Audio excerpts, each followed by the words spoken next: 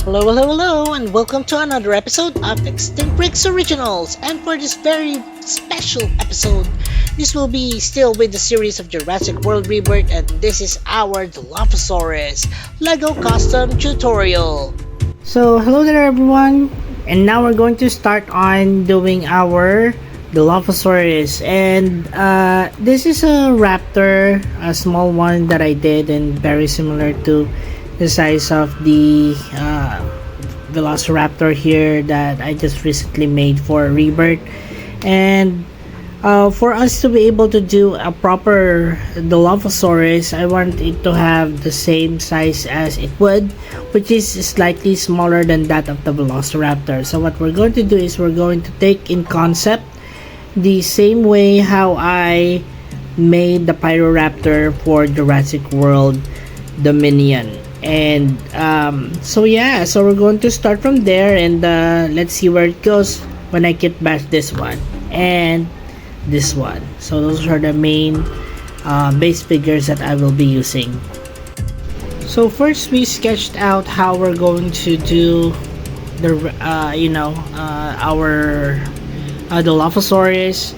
It should be just around this size, comparing it with a minifigure here. So we're going to take some parts of the head here, also the hands, and probably also the ends of the tail, and the feet of course of this particular figure over here. And then of course the rest of the body will be coming from this one. So we marked out where we're going to cut the figure, and we're going to use this Dremel tool to cut them off. So I'm going to leave you with a small montage of mosquito sounds of how Dremel works. Let's do that.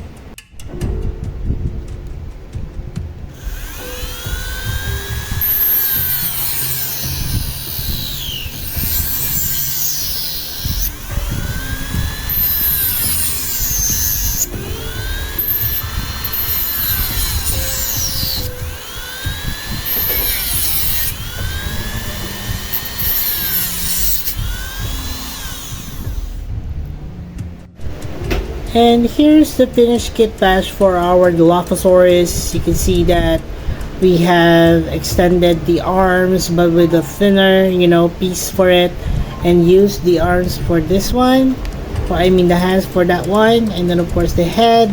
We also extended the legs but used a much thinner ones. I used these parts, so whenever you have gunpla or something like that your brother throws away, keep it, you might have use for it. And of course extended the tail and used the tail of this one again for this, and we added one stat on the back. So yeah, it has fair articulation to it. The arms and the legs do move, however the neck here and of course the mouth doesn't really do much. So I'm actually looking for a suitable donor, and I found this, and it will be the donor for my crest, as well as the those thingies that come out of the Dilophosaurus. This is quite big. This is a big figure, so we'll need to adjust. And here it is. It fits like a T. Now all we have to do is sculpt on the figure and figure out a way to make the rear end a little bit heavier than it is, because it's falling on its face. And here it is compared with a Lego Dilophosaurus. You can see that it's much thinner, less heavy built than the Dilophosaurus from Lego. It has a smaller head to it. It doesn't have articulation on the mouth, but anyways, it does have articulation on all legs and also the arms as well. It's much smaller as well too. So we have here a mixed epoxy clay, and we're going to somehow fill in the gaps on our figure ever so thinly for areas in the front sections so that we don't add in additional weight to that. And then for the back end of the figure, we are going to somehow fill in more clay to it so that it becomes more back heavier, because this figure actually keeps on falling on its face. Some more here on the back end.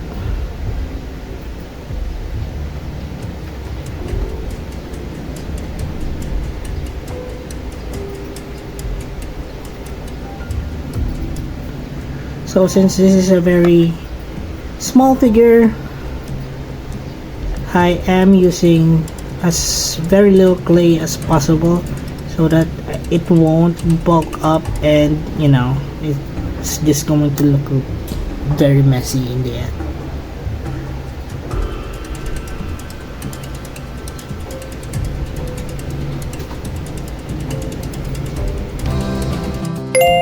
And here are the winners for Guess the Species contest. Here are our lucky picks. John P.O. Life, Hassan, Jacob Sack. Congratulations everyone, and of our top 10 winners: Top 10. Susanne Jimenez, Top 9. Jurassic Tex, Top 8. Eden Stevenson, Top 7. Daryl Collins, Top 6. Paleo Brick, Top 5. Larry Edison, Top 4. Cretaceous Bricks, Top 3. Swollen Head of Dragon, Top 2. Ismael Higuelan, And Top 1. Alton Todd. Congratulations everyone, and if you'd like to join, here's how. Just click on the Extinct Bricks icon. It will lead you to the Extinct Bricks homepage. The homepage, just click on the community link to see all our posts. So here's the Dilophosaurus after we have done sculpting. You can see here that I bulked up the tail so that it would gain some weight to it. Also added some more clay into the back end portion of the body. And yeah, so all we need to do is have this cured for several hours, and then we're going to primer it and paint it. So we have our Dilophosaurus already primered over here with Bossy number 68 in gray, and now we're going to do some painting on it. So we'll be using different sizes of brushes, some water, acrylics over there, and of course a reference that we would need to color the Rebirth Dilophosaurus. Now let's start with the base color. So first, it has this light gray coloration on the most of the body areas, and we're just going to paint that. This is a mixture of white, a little bit of black, some unbleached titanium, some tiny pinch of brown, as well as some greens, just to make it more earthy and more organic in feel. And we're going to let this dry for a few minutes, and we're going to lay over it with another layer of this same color, just so we have a good opacity and a good coverage for the entire figure. So the next primary color for this one would be this dirty green color, and this is a mixture of raw umber, some, what type of green is this?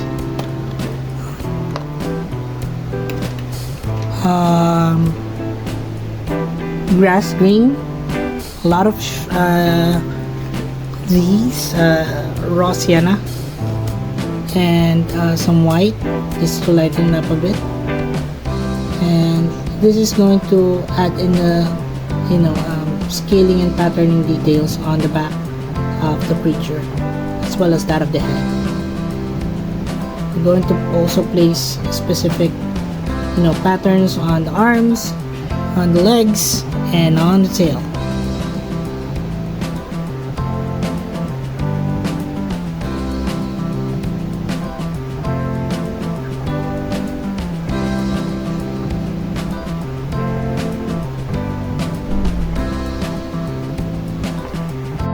So we completed the greenish coloration on this side. We just have to do it on the other side as well.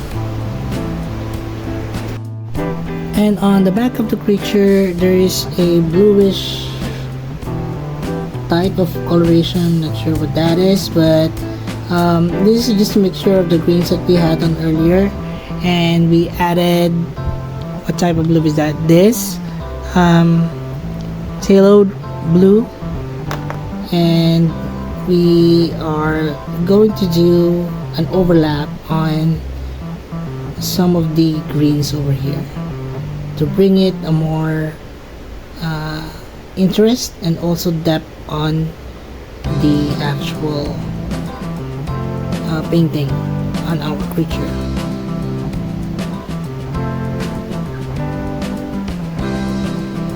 So we don't have a full photo of the Dilophosaurus from Jurassic World Rebirth, but we're assuming that this will extend until end of the tail.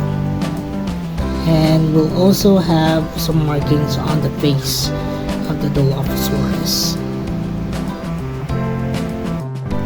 On the centermost of the Dilophosaurus is a much darker coloration. It's almost black, and what I'm going to do here is I'm going to lay down the line, and I'm going to use this metallic brush to pull out some of the coloration out, like so.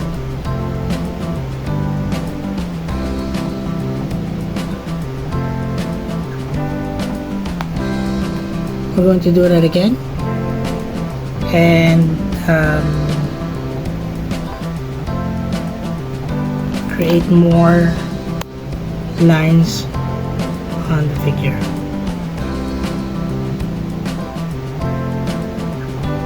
Like so, until you're satisfied with it.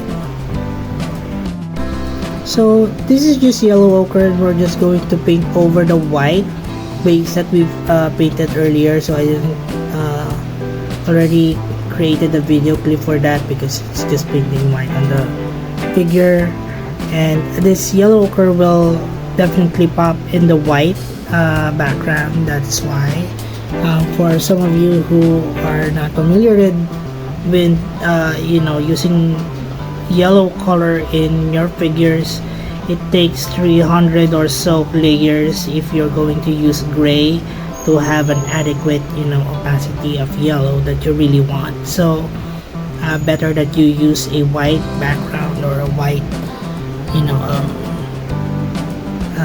a base coat first before you put on your yellows. Later on, we're going to put a gradient on this using some oranges. So as we go along with the painting scheme, we're going to add some of those colors on our palette.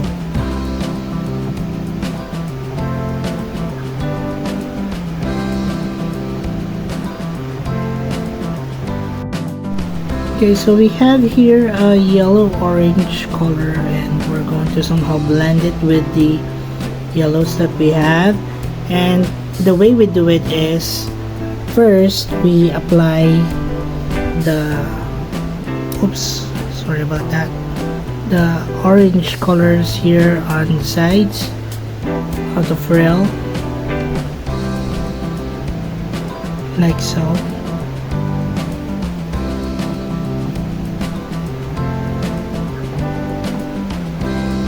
So that would have a strikingly much redder color or much warmer color than the yellows. Now we're going to add in some of the yellow ochre again to that brush, same brush, and somehow we're going to blend that over here on the sides.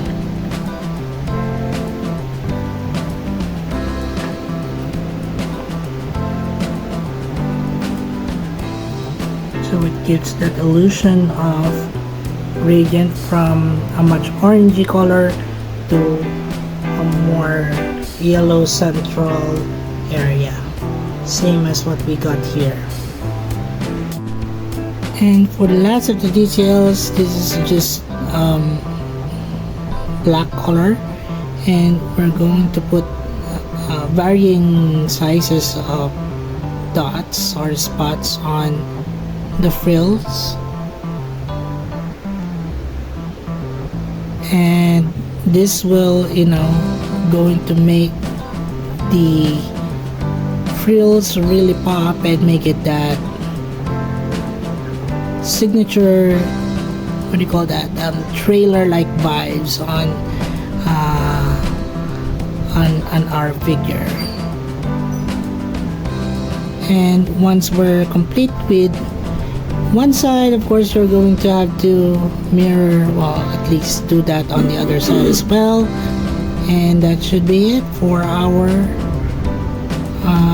custom of the Dilophosaurus. And I hope you guys enjoyed watching this particular video. I enjoyed making this. It's quite simple, but yet it's quite satisfying as well to complete a project in a small amount of time. And yeah, so so take your time in creating your stuff, and don't rush it, because sometimes if you rush things, it's going to just end up really messy, and you don't want that for your figure. And that's it for the tutorial, I guess. Now guys, all we have to do here is just put on some details on the eyes, also on the legs, claws, and so on, and yeah, and that should finish up the figure. I'll see you on part 2 of our Jurassic World Rebirth Dilophosaurus, guys. Thank you so much for watching. Also, please do not forget to support our other channels, Ibiza University, Adventures of Moira and Asher, and Tito Mike's Kitchen. Please watch their videos and support the channel by subscribing, guys. And as we always would say, put your inner dino brain roar! Thanks everyone, and bye for now.